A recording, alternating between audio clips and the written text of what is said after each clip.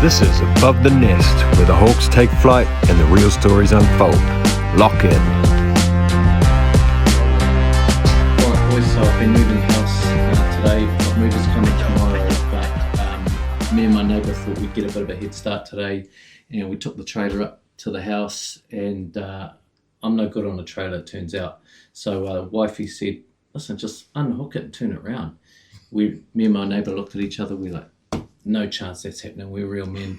She went round the corner, we unhooked that thing pretty quickly, flipped it round.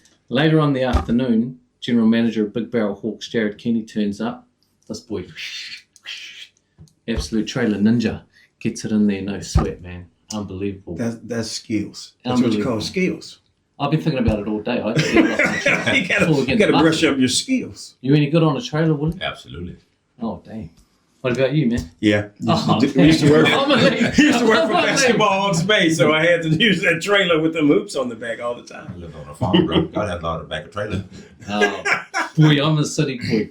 All right, boys, episode 3 brought to us by Sterling Sports Napier. So much appreciation for those guys for supporting the podcast. It's a local business, so anyone that's in the Hawke's Bay area needs to get out and support the businesses that are supporting us locally as well. Yes, today's episode is called OG Willie B. What's up? What's up? In the house. One of the biggest names, names in the NBL, particularly at a real key time for the league, I think, where the league really got some notoriety and some credibility. And your name's become synonymous with the league, especially in that big man spot and just what you've done. So we're going to get into that. But first, let's look at the things that have happened in the past week since our last episode. First one is the preseason game. Giants beat the Saints 80-71. Now, the scores really don't matter in these preseasons, but a little bit of a psychological advantage? I don't know about a psychological anything because they probably just don't have the full team. You never know what's going on there. Preseason is preseason. We lost a few preseasons once and we won Keto and still won a championship. So You can't really, players are just getting used to things and coaches running different combinations. So I wouldn't look too much into it at this stage, but hey, a win's a win. Just boys getting a run, getting some runs under their legs. Now, the other news, Jackson Ball, we talked about him last week, Cliffy. He's away with the New Zealand under-18 side in Germany at the moment. They played Latvia this week, and those boys got the win against Latvia. Carter Hawke top scored with 18, Jackson Ball with 17. So he's gone well over there. Yeah, Jay Bowler is bowling. He's just a baller. Like I said, he don't care who he's playing against. He has no fear. And, you love players like that. Just go out and just ball. Now, some breaking news out of the Hawks camp today. Willie and Bushy is the signing of Kyle Adnam for a 3-game stint, and this is really to cover Jackson Ball whilst he's away in Germany. It's going to take some time for him to get back. So Kyle Adnam currently at the Taipans, last played in New Zealand with the Saints in 23, 18 points a game, 8.5 assists. Played a lot of minutes too, 31 minutes per game. So fit guy, hasn't had a lot of burn this year at the Taipans. Yeah, true point guard. I call him the babyface assassin because he might be 40 years old, but he looked like he's 16.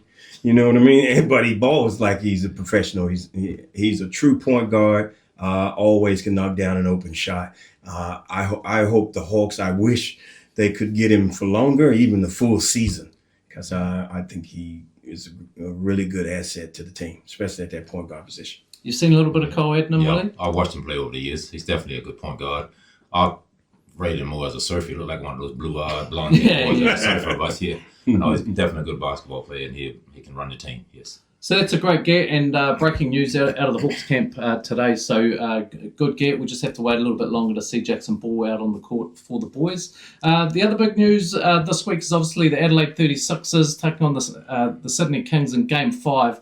Unbelievable game. Goes to OT, but Kendrick gets it done with the MVP. But I will point out, the last play of regular time, Bryce Cotton goes down the lane, through the front door, through 3 big guys, does the reverse layup, and it just doesn't catch on the backboard, but it could have been game over right then. Unbelievable game. Yeah, BC Rice, I still think he's the best player in that league, and he's proven it. He came up a little bit short. I thought Adelaide would get him But the home team prevailed in that whole series. No team beat someone else on their own court, and that pays off in the regular season.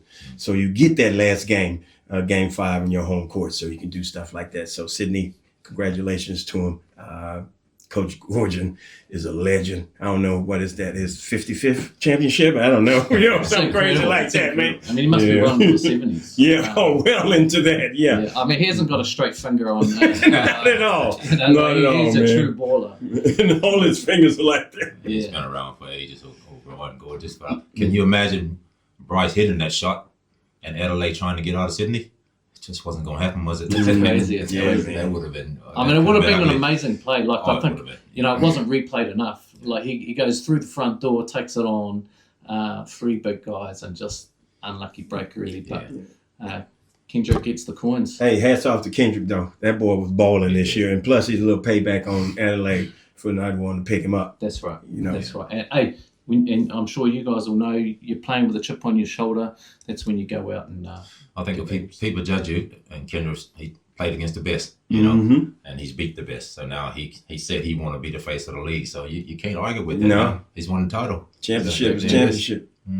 Yep. The other news this week is Owen Foxwell had a little stint in the NZNBL with Taranaki Airs from memory and went pretty good. He's a big talent coming out of Aussie. He's committed to Wisconsin Badgers, which is key because Jackson Ball, same club same university Jackson Ball's going to go to. Yeah, hey, that's huge. Wisconsin must have somebody living here in New Zealand because, man, they're going through New Zealand and just picking out all the talent and taking them back to the States. Hey, good on them, and good on our boys too. Like Phil Jones's boy Hayden Jones is going over there too. I mean, they've signing people. They came over here and just getting it done. Good on Wisconsin for doing that, and good on Owen. I mean, it's a great opportunity. And he's a baller too, man. He's one of those other dudes that has no fear. Don't care who he's playing against. So I think he'll do well in that college system. Kahuranaki Treacher also, I think we said that he committed to Oregon a couple of weeks ago, but actually the deal hadn't been done. So that's come through, confirmed and committed as of yesterday. Nice. So massive shout out to his family. I know Chris and the whānau have done a lot of work with Kahu, and as you guys all know, to look after your kids, to get them to that spot, there's a lot of work that goes into that from whānau. And he's a high character guy. Like, they're getting a hard-working dude with talent, oozing talent, basketball-wise, but he's hard-working and he's a high character guy. And he's good in the classroom as well. Yeah, that's right. All right, let's get into it. OG Willie B. This is one I've been looking forward to because, like I said, Willie Burton is a big name, not just in Hawke's Bay basketball, but from the league. And really, it was a time when I started watching the league as a youngster. And I think a lot of people look at that time for the league. Was it called Countrywide back then? It was. Countrywide League, yes. And I think that's a time where this league actually got some eyes on it. And I guess the import started coming into that league. It gave it some credibility, and it was the first taste for Kiwis to sort of see that American style of basketball, just a little bit more flair up and down the court. And so I'm looking forward to this. I feel like I'm going to be a passenger with you two, just knocking heads about the old days, and I'm looking forward to it. So Willie B, the same question we ask everyone really is, where did you grow up and how did you start your junior basketball? Well, my home's in Georgia, Millen, Georgia. Anyone who knows where it is, I'll just tell them it's about 45 minutes south of Augusta, Georgia, home of the late, great James Brown. Wow, feel good. Oh, the Godfather, baby. Anyway, you're born in Georgia, population about 6,000 people, so a really small town. 3 sisters, my mom and my dad, and kind of went from there, yeah. Played high school. When I came out of high school, I should have been number 1, but I wasn't. But I was the 3rd best player in the state of Georgia. I had 2 other guys in front of me, James Banks and Kenny Holmes. Well, I smoked both of them, so I should have been number 1. But because they live in the big cities, they got all the publicity. So went to the University of Tennessee, stayed there for 4 years. Volunteers. Tennessee Volunteers, there it is. And then I played my 4 years there and ended up here in 1985, and everything else is sort of history from there. Yeah. Awesome. Willie, been meaning to ask you this. Your most memorable moment, other than, of course, winning the championship in 2006. Now, I know that's up there, but what is one of your most memorable moments playing basketball in the league? I'm gonna say toward the latter part of my year when I was naturalized player. I made the New Zealand team and we played against Australia and we played them in that series to qualify to go over to World Championships. And we beat them the first game in Wellington. Next game was in Hamilton. And I think we lost by 2 points. I had a shot to win it, but I think I did hit it tied up. Then anyway, we lost. And Mark Dickel told me, he said, Willie, he's called me Willie Beamer. He said, I'm going to get to the basket. When I get there, you shoot it. I said, all right, sweet ass. So no, pick it out to me, and I hit it. Anyway, the series was tied 1-1, and we went up to North Harbour, and we just smoked them. So beating Australia was one of my most memorable moments, other than winning the title. Yes. And I remember that time because I got a trial for the Tall Blacks during that same time, and you sat out of the whole camp and still got a notch ahead of me. So I'm real pissed off about that. Tab Baldwin, no. Let it go, man. Let it go. I've heard that story the last 3 weeks. Well deserved. It was well deserved, man. I mean, hey, I was just honored to be there, to be honest. Get selected. Now, quick story. Me and Willie B go back a little bit in basketball. I was coming in the league, so I'm trying to, I talked a little trash, just a little bit every once in a while on the court, So I was talking to Willie, and Willie said, "You talking trash, boy?" And I was like, "Yeah, come on, bring it on, man. I'm about to kill you. I'm about to go for 50." And Willie said, "Okay, then I got you." And next time down to play, I'm trailing my man. All of a sudden, I see this shadow step out of nowhere. Boom. I was like, "What the hell is that?" Boom! Just knocked me out with a screen. I thought, like them cartoon characters, like, oh, your bones just fall down to the bottom of your shoes. Man, I didn't say another word the whole game. It's my house. Be quiet. Hey, I had to find out if you had a heart enough to do so. Some people would bag away from that. So, hey, welcome me to the league. So I picked the wrong one, Cliff. I actually appreciated that because you welcomed me to the league. If I'm going to beat you, I'm going to have to beat you. So that's the way we had to play. Now, in saying that, you hold several records, I know, in the league. Hey, which ones you prize the most? I know. Hey, you were one of the big men that actually carved out the way to some of these younger guys coming through. Who can pass, shoot, rebound, and do all that. Because I know you led the league in assists one year. Yes, I did. So and as a 4 or 5 man, I don't think that's ever been done again. So which one of those? I know you're the all-time leading rebounder. Yeah, I think my biggest fame, I think, is now, unless someone come along who's like what's the big fellow play with San Antonio? Wembanyama. Yeah. My rebounding record can stay, but I think the assist one's probably the one I really take a lot of pride on because I know I've always been that sort of player. I'll share the ball. If I need to be selfish at times, I can, but not often. But I try and get everyone involved. So I love passing off and let everyone have a bit of glory too. Yeah. And different dimension for a big man to bring that into the league, particularly at that time. I think, at that time it was posting up, a lot of big men are posting up, but quite different now, like they're running the court and they're above the rim. But 4,000, just to labour the point, 4,244 rebounds. And not just that, Willie, but when did you retire? What was it, 2006 you retired? 2006, yeah. You're still leading by over 1,000 rebounds. So I think, we're taking that to the grave. Yeah. And that just shows just what you did for the league, really, to change the game over here. Something that not a lot of people will know is that you were drafted into the NBA for the Denver Nuggets. Didn't work out, but how did you end up in NZ? Well, I just happened to be, I was at home and I got a phone call from this guy, God bless his soul, Joe Frost. And I said, hello. He said, Willie Burton? I went, yes.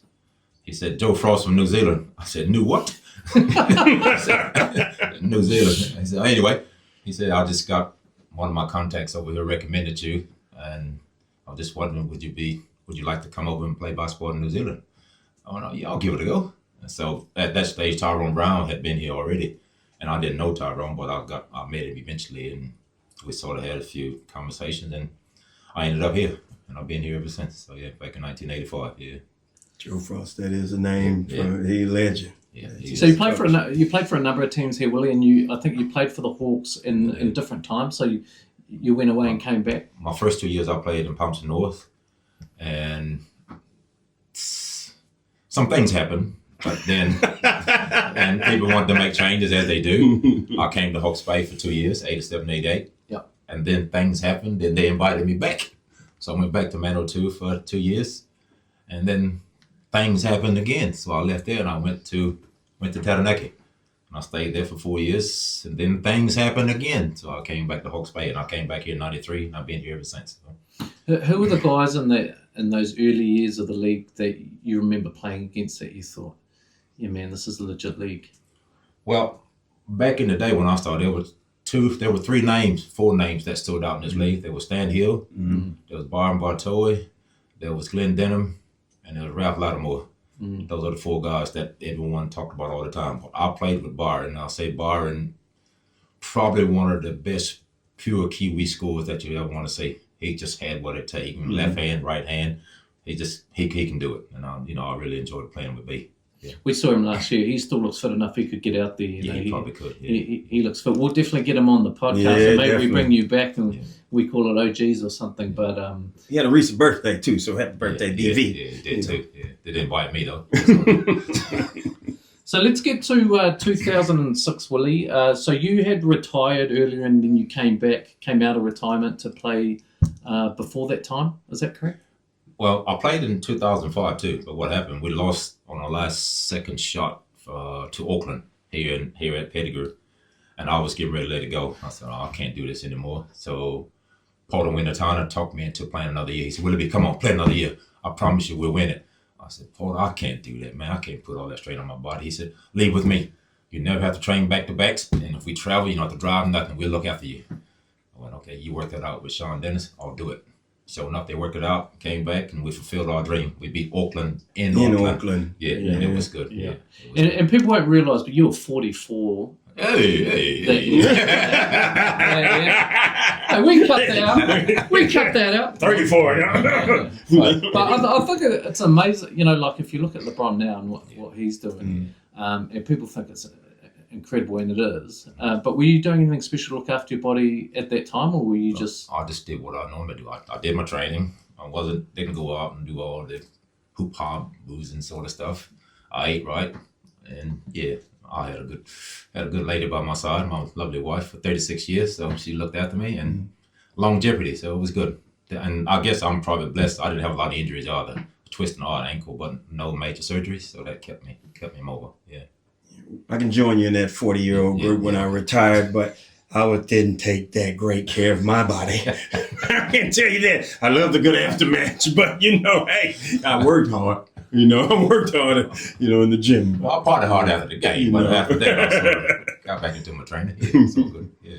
Now, Willie, obviously Alonzo is your son. This is something you guys share with both boys in the team, but Alonzo coming back to the Hawks, spent the last 5 years at the Southland Sharks. You'd be pretty proud of the career that he forged down in Southland, captaining the side. He was a great leader for that team, and they were very successful over the years that he was there. Yeah, very proud of him.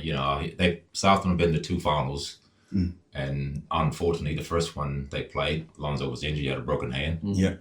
Last year, he was struggling with a little bit of some knee issues, and he wasn't 100%. So he's been to 2 finals. But what he does have is 2 3-on-3 championships. So he won the title 3 times on there in Invercargill. So he's doing well for himself. He's carved a pretty good path for himself. Totally different from me.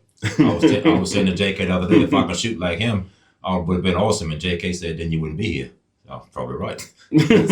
So, yeah. But I said, if he had my hops, then he'd be a different player again too. So, but it's one of those things. Well, he's still shooting 3 over 40%, and I think that, like we've discussed in the past couple of episodes, we've lacked a bit of leadership at key times. This team that you've seen that. You've seen a lot of Hawks games, and I think that he's going to really add to that, as well as his shooting, but just his leadership. Well, head coach Will Lopez already talked about the impact he's made early on this season. I think it's always nice to have a calm head. Someone been there and done that before. He doesn't get rattled very often.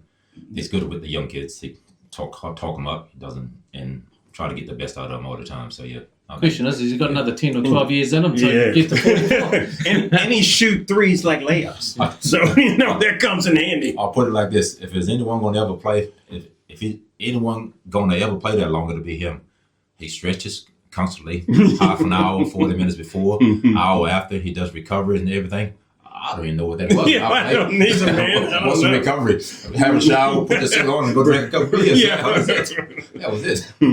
Now, Willie, post basketball, something that people locally will know, but you're a big community guy. You're obviously working at the local school. Yes.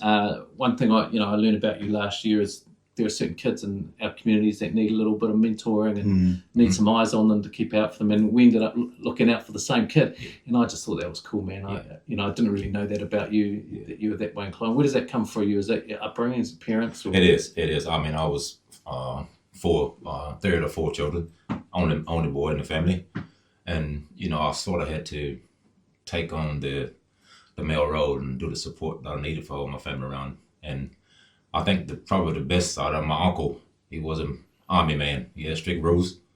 You did it his way, or you paid the consequence for it. I didn't get any harder than anything, don't get me wrong, but he had strict rules for it. And I just think everyone deserves an opportunity, like we got kids come to school in the mornings.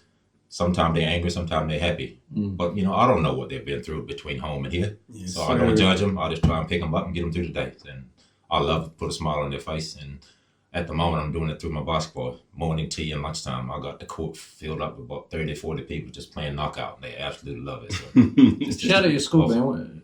Napier Intermediate. Napier Intermediate. Nice. Yeah, shout out, man. And had you done a lot of coaching post your playing career? I coached age group right from the start. I coached my Alonzo right through when under 12, right till you left St. John's High School. And then a little bit there, under 18s and that sort of stuff. I got involved a little bit once I retired, but then I wanted a break and I didn't really have a break, so I stepped aside from it. And JK and I was having conversations for the last couple of years, and I thought I might want to give it a go and get back into it, and so here I am. So you're part of the assistant coaching squad now with Kane Hawke Younger, Aidan Daly, I think Kirsten Daly's helping out. Yeah. Big name basketball. It's something that we really pushed last year to try and get her back and just to widen that assistant squad. Yeah. So I think it's great to have you. You'll be looking forward to getting your hands on Chase Jetta and some of the other boys coming through. Looking forward to it. Yeah, I think I got a lot to offer. I think if you look at the team we've got around all these boys, if they just listen, you got a lot of knowledge around that team. Things they can learn, not from me, but from everyone's on the staff. So they just need first of all, they got to want to do it, and if they do it, they got to take and run with it. That's right. Okay, boys. New segment unlocked today, and it's called Yo Mama. Yo Mama. Yo Mama. What we've done is we've gone to all the Big Barrel Hawks players. We've gone to their mums and asked them to submit a question, and we just draw a question randomly out of the hat for our guests. So the first question tonight is from last week's guest, actually, Dan Greeter's mum, and that's to you, Willie Burton. What is your favourite holiday destination? Favorite holiday destination? You take holidays, man, or what? I haven't been. He don't take no holidays. That boy ain't taking no holidays. No. I haven't been there yet, but I want to go to Jamaica. Jamaica. That's where I want to go. Nice. It's on the bucket list. It's going to happen. Jamaica, there we have it. Yes. All right, boys, that was Yo Mama. Okay, now this is what we do with every guest, Willie, is we get you down to Coastie's Golf Lounge for the long drive leaderboard. Shout out to Coastie's Golf Lounge for supporting the podcast. 3 drives, and we take your best drive. Now, you play a bit of golf? Yes, I do. And someone told me that yesterday you won a comp. Yes, I did. It's his shout. It's his shout. So you know what we're doing. Here's the first one here. Total carry 162.3. Gee, that is good. That's double Dan Greeter's from last week. So you're not coming last, we can tell you that. And you lefty. Oh, he knows what he's doing there. That's terrible, Willie. That's a low runner. It's different when the lights are on and everyone's watching you do this too. It's a little bit different. Really need that real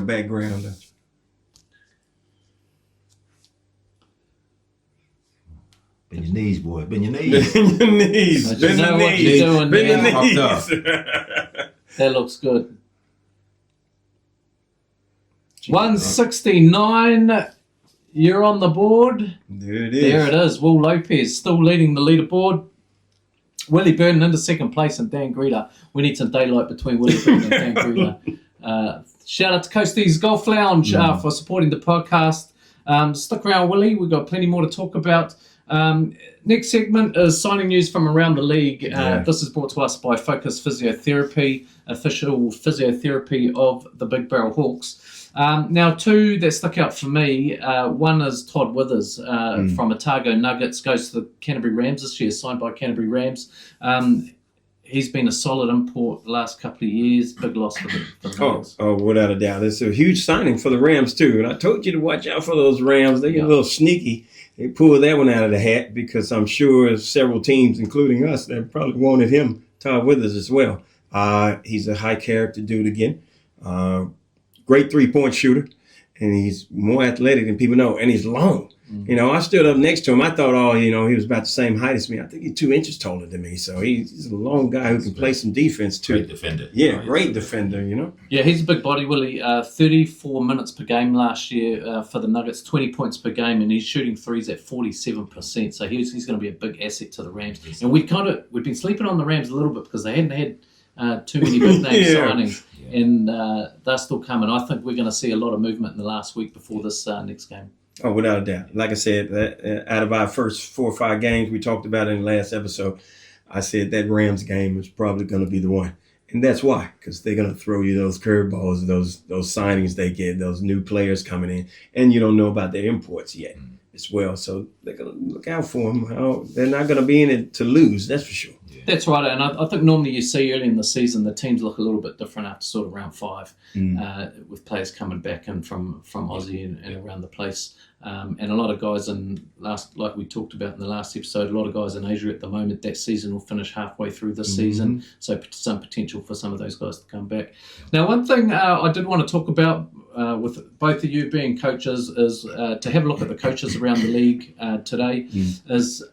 There are 3 new coaches to the league. So obviously Will Lopez, if anyone wants to go and hear about his story, you can do that. Go look at episode 1 of Above the Nest on YouTube.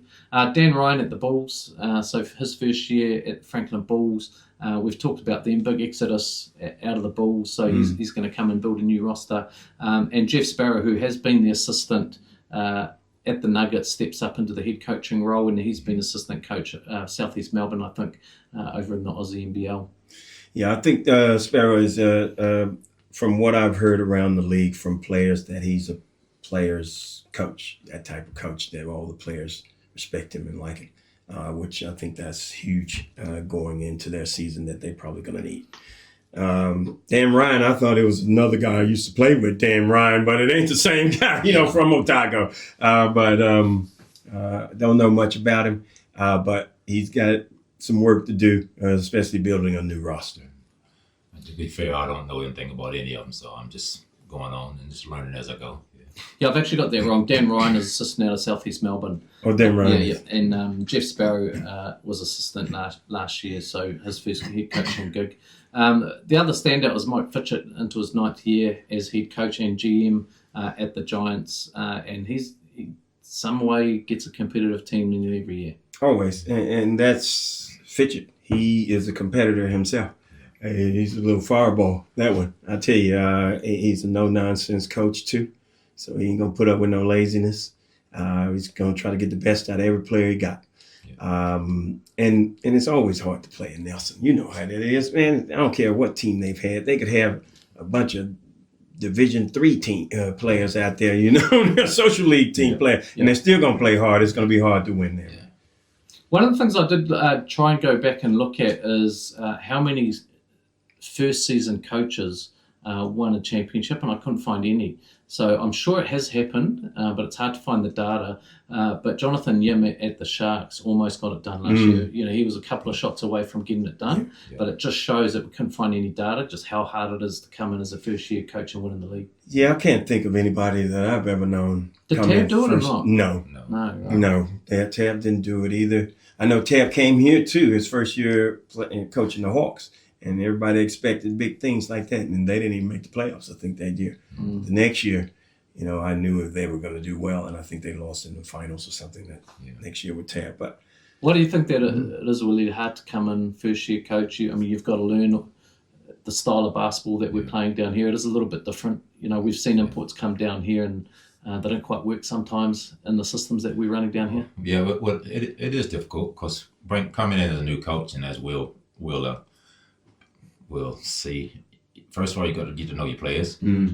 First of all, you got to learn the strengths, the weaknesses, and a lot of times, what you've thrown into might not work for you. You might need to make a few changes. You know what I mean? So it takes a little bit of time, and if you just happen to get lucky and everything gelled together, you got to go with it and enjoy it because it doesn't happen often. But I don't know anyone ever done it the first time around. So.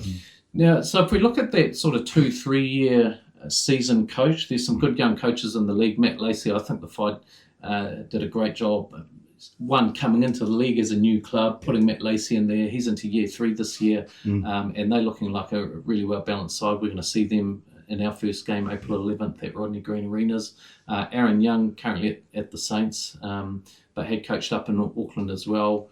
And who's the other one? Quinn Clinton, so second year at the Rams. I thought he did some amazing things yesterday, really well respected for a young guy to coach. Some of those guys are older than him or his age. That's difficult. Well, play with him because he was a player, and he was a pretty good, decent player himself.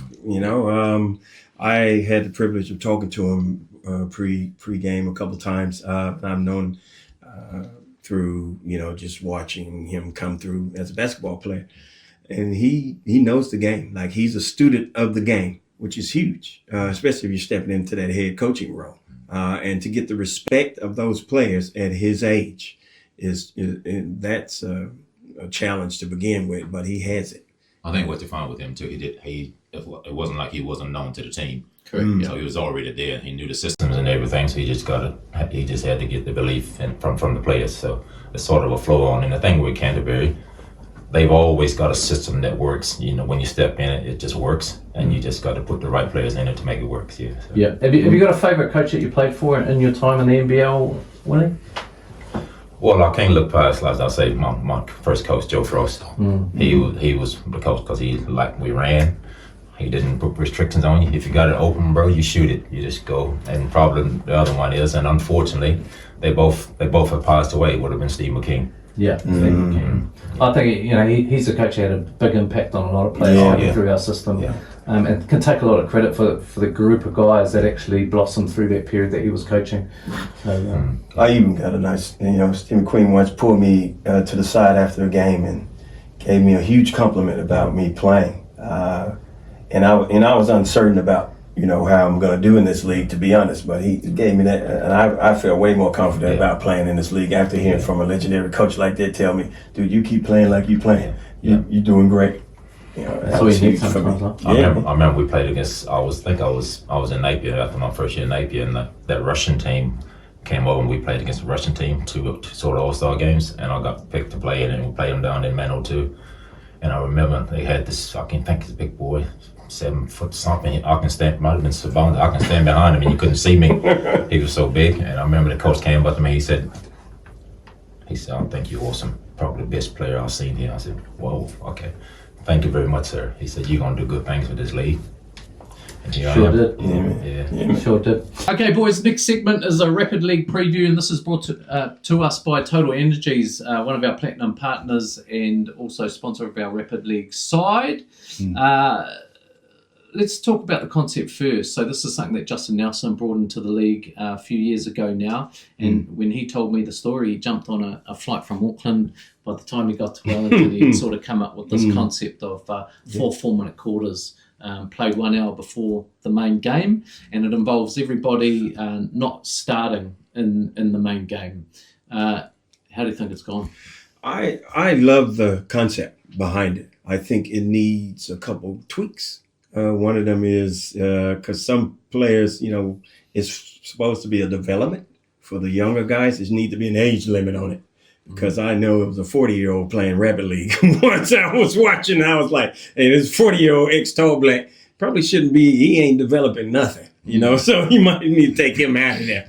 And also, I don't think the points in the Rapid League should count towards the main game, because that, to me, then teams start concentrating more on that Rapid League game than the actual game, and you start throwing players out of starting 5 just to be in that Rapid League so you can get that little extra. And if it's for development, make it development. All the younger guys play in this league, period. I'll agree with you. I think the Rapid League's been good for the young players coming through. But I think just to finish it off, the top 2 Rapid League teams should play off season as the best team in the league. Yeah, final. I think they should have a final game, and that'll be like a good curtain raiser before the main game. Yeah. Man, I agree with all those points. I think probably the trick with just having the young guys play is that if you're playing away, you're probably going to have to take another 2 guys with you, to stand down some people. Alonzo Burton is a good one this year. Does he starting 5? Or does he come off the bench to play Rapid? I doubt he should be playing Rapid. So I think there's a big chance that he starts. But that's the scenario that you're talking about. Yeah. And I 100% agree with the points. Didn't like that from the start. I think what the league was trying to do is make sure that they gave that league, or clubs gave that league, the credibility that they wanted it to deserve. I think it's done now. Yeah. Everyone takes it seriously. Everyone takes it seriously. We want to see the best young kids in the country bang it out and get up there and show us what they've got, and that's kind of what's ended up with. I think the good thing about it too, a lot of those guys just playing Rapid League are those guys that probably don't play much in the top team, so they get a lot of run, and they're still getting development from it. So I think it's from that point of view, it's really good. Yeah. And it's not just the game; it's the training as well. I think that goes into it. That those guys haven't had that exposure previously, and if they're not going to get a lot of burn and sales at NBL, and the other thing they're getting taped right now. Yeah, their families come along and watch them play. So other than that, they come and watch them sit there unless some big blowout or something. You never see them play. But if they come to the Rapid League, they're seeing the young kids playing the game, which I think is really good too. So So let's look at who, based on the signings so far for the Hawks, who's going to probably fall into that Rapid League game. Kobe Kara, the Cobra, CB3, Clifton Bush III, Jacob Murphy, Isaac Allen, Barlin Casson coming back from injury. Jackson Ball's a maybe, It's going to be interesting to see what the club does with Jackson, if they start him in the starting 5, or if they let him play a few minutes a Rapid League to switch out Alonzo.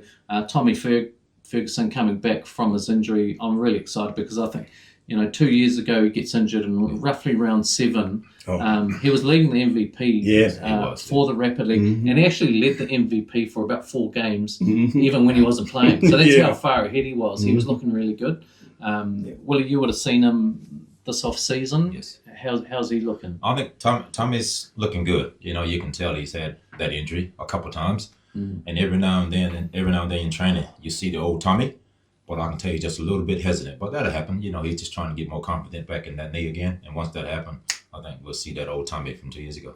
Yeah, it's interesting because we talked to Dan Greta about that as well, just that psychologically, coming back from injury and how you handle that. And Ezra Eagles, the other player, if you look at that, you could almost put in a Sal's NBL team with that group of player. So I'm calling it, put your house on it. Hawks to win the Rapid. I'm calling it too. But I can tell you what, don't you worry about Tommy Ferguson ASAP. They don't call him ASAP for nothing, because as soon as possible he gets the job done. So he ain't going to have to worry about him. That's right. And I think, again, head coach, when he was on the pod, was talking about getting guys that are hungry. You look through that list there. Kobe coming off an injury last year, he's come back in the preseason looking super fit. Cobra! He looks super fit. He's lost a little bit of weight, looks mobile. Cliffy Bush still wasn't 100% last year. He had a head knock. Still ginger on his knee, I think, coming back looking really good this year. Who's that fella, Kobe? Who are you talking about coming back? Who's that? Kobe Kara. The Cobra. Jacob Murphy always got something to prove, I think. He's a guy that always wants more minutes, and he's going to get an opportunity. Isaac Allen, probably new to the squad. He's probably down the tail end of the squad, but he can shoot the lights out. Lights out. And Ballin, he was another one. I really liked seeing his development previous to last year. Come back from an ACL, so I can't wait to see him back on court. The big dog. He got sniped at the same game as Tommy Ferg 2 years ago. So, I just can't wait to see him back on court. Awesome family and great young kid. Definitely. And he's hungry. Trust me. He's hungry for it, man. He's hungry. Well, you heard it here first. Put the house on. The Hawks to win the Rapid. And I'm looking forward to that game. First game this week. We've had 3 episodes now, Bushy. No basketball to talk about, so I'm chomping at the bit. Man. The next episode we're going to do straight after that game at Rodney Green Arenas. So I'm really looking forward to that. We'll have some players straight off the game, off the back of that. Now, all right, boys, next segment is Moment of the Week, brought to us by Streetwise Coffee, the official coffee suppliers of the Big Barrel Hawks. Bushy, what's your moment of the week? Oh, man. I had the privilege to go watch the under-14 Easter tournament here in Hawke's Bay, man. And I tell you, I was watching a little kid off the Bay Ballers, Ben Hill's club team, Marcellus. And a lot of the Hawks boys will know Marcellus. He was a child boy, and he's just always around the team. His folks and his siblings are all in basketball, really good. Smallest thing on the court, youngest thing on the court. It's crucial time in the fourth quarter. It's like, 2-4 points in the game. He takes it, they're in a press. He just weaves through, going behind his back, crossing over, double crossover, hesitation move, gets to the bucket, scores one, get the ball right back again, bang, right through the middle, floater. 3 times in a row, man, he just clutch. That little dude is awesome. I stopped him after the game and said, man, I was so proud of him. And he just made me want to get out there and play. I swear he's the youngest and the smallest in the whole tournament, man, but he got no fear. Love it. Just loved it. And that's all. We get Jared Kenney, sign him up, man. Yeah, man. One day. I'm guaranteed that little kid. All right, well, my moment of the week hasn't happened yet because we've waited 3 episodes now to get some basketball. By the time this episode comes out, we're probably 2 nights away for the first game against the Fire at Rodney Green Arenas. So my moment of this week is a win for the Hawks. Score prediction, boys. Let's start with you, Willie. Right, I reckon it'll be a pretty close contested game. I reckon the Hawks going to do some lockdown on defense. I reckon it'll be 92-86 to the Hawks. Oh, it's kind of close to mine. I got 92-81 to the Hawks. Nice. All right, boys. Well, look, I've got our sales team winning by 5. I've got our Rapid League winning by 10. I think 2 wins. Let's go 2-0. Remember, 3 games in 7 days for the boys coming up, so plenty of basketball to watch. Because of some travel commitments, we're going to do this pod straight after that first game. So I'm looking forward to that. We'll see if we can get some players, some sweaty dudes from the dub, straight off the dub. Let's do it. On the couch, so we'll do that. Willie, it's been an absolute pleasure to have you on today. I've been looking forward to this one, and I knew I was going to be a bit of a passenger with you. My man, Big Will. Yeah, listen, boy. man, there's a trail of kids that watched you play and have come through to play, and including your son, which must be so satisfying for you.